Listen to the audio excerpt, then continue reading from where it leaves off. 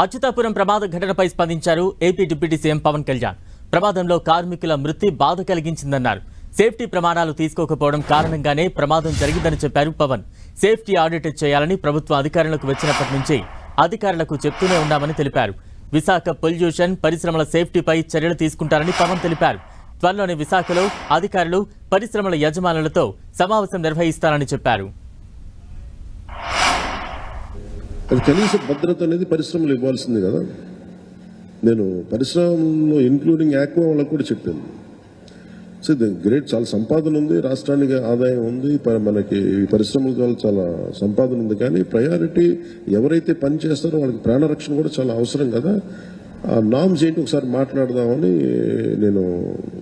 నేను అనుకుంది ఏమంటే సెప్టెంబర్ మిడ్లో వెళ్దాం అనుకున్నాను. నా విల్ మేక్ ఇట్ సెప్టెంబర్ ఈ మంత్ ఎండింగ్లోనే నేనే వెళ్ళి కూర్చుంటే ఒక మీటింగ్ చేస్తాను ప్రత్యేకించి వైజాగ్ పొల్యూషన్ కానీ వైజాగ్లో ఉండే చుట్టుపక్కల పరిశ్రమలో ఉండే సేఫ్టీ నామ్స్ వీటి మీద నిరంతరం ఇది ఒక ప్రాక్టీస్ అయిపోయింది. ప్రతి 2 వారాలకు 3 వారాలకు మైనర్ ఇన్సిడెంట్ మేజర్ ఇన్సిడెంట్ జరుగుతూ ఉంది.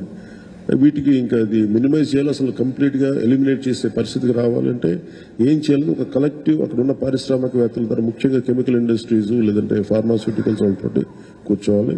అలాగే ఫార్మాస్యూటికల్ ఇండస్ట్రీస్ కూడా ఎఫ్లూయెన్స్ 2 కిలోమీటర్ల లోపలికి వదిలేస్తామంటున్నారు. కానీ దానిలో కూడా చాలా ఇబ్బందులు ఉన్నాయనేది చెప్తా ఉన్నారు. వీటి మీద ఒక క్లీన్ సేఫ్టీ మన పొల్యూషన్ ఆడిట్ అయితే జరగాలి. అది విల్ టేక్ ఇట్ ఫార్వర్డ్.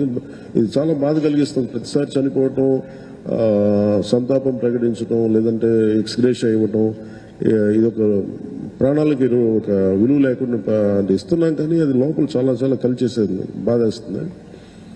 ఇది కొంచెం ఇంటెన్స్ మీటింగే పెట్టాల్సి వస్తుందండి. అది will take it forward in coming days.